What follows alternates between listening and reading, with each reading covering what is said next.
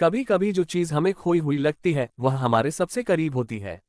बस हमें सही नजर से देखने की जरूरत होती है। गहरी रात थी। शहर की गलियों में ठंडी हवा बह रही थी। अर्जुन अपनी मोटरसाइकिल पर तेजी से आगे बढ़ रहा था। उसकी आंखों में गुस्सा और दिल में निराशा थी। उसने अपनी पूरी जिंदगी मेहनत की, लेकिन आज जब उसे उसकी मेहनत का फल मिलने वाला था तो दुनिया ने उसके सपनों को कुचल दिया। दिन में उसकी नौकरी छिन गई थी। उसने सालों तक एक कंपनी में अपना खून पसीना बहाया, लेकिन एक झूठे आरोप के कारण उसे निकाल दिया गया। ये दुनिया उसे हमेशा नीचा दिखाना चाहती थी। आज वह बहुत गुस्से में था, न जाने कहाँ जा रहा था। अचानक सामने एक बूढ़ा आदमी सड़क किनारे खड़ा दिखा। उसने अर्जुन को रोकने का इशारा किया। अर्जुन ने बाइक रोक दी और पूछा, बाबा, इतनी रात में यहाँ क्या कर रहे हैं? बूढ़े ने मुस्कुराते हुए कहा, बेटा, मैं अपना रास्ता भूल गया हूँ, क्या तुम मुझे मेरे गांव तक छोड़ सकते हो?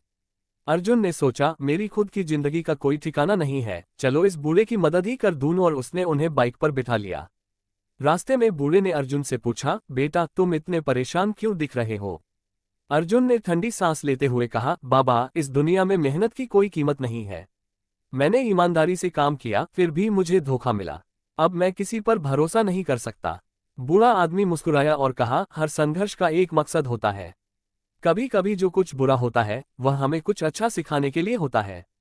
अर्जुन ने गुस्से में कहा, ये सब कहने की बातें हैं बाबा। असली जिंदगी में ऐसा नहीं होता।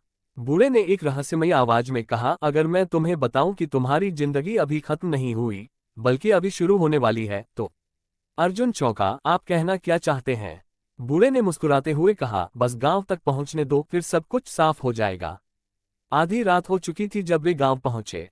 अर्जुन ने बाइक रोकी और बूढ़े ने कहा, बेटा, तुम बस इस मंदिर के अंदर जाओ और जो कुछ भी देखोगे वह तुम्हारे सारे सवालों का जवाब देगा।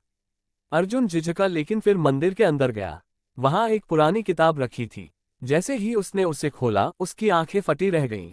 उस किताब में उसकी ही जिंदगी की कहानी लिखी थी, उसकी मेहनत, उसका संघर्ष, उसकी नौकरी छीनने की घटना, और आगे क्या होने वाला था ये भी।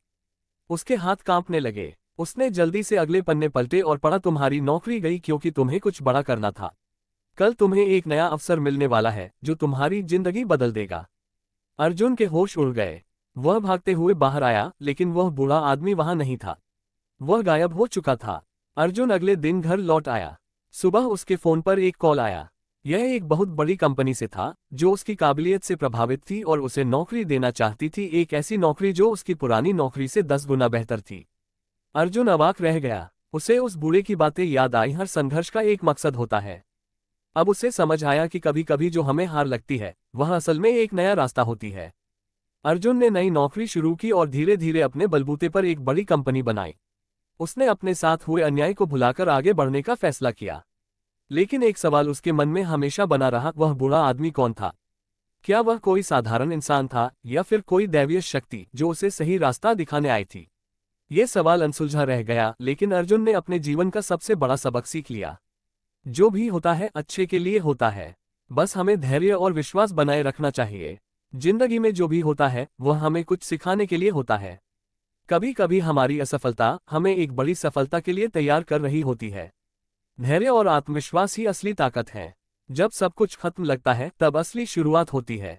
अगर आपको ये कहानी पसंद आई तो इसे उन लोगों तक पहुंचाएं जिन्हें आज प्रेरणा की जरूरत है।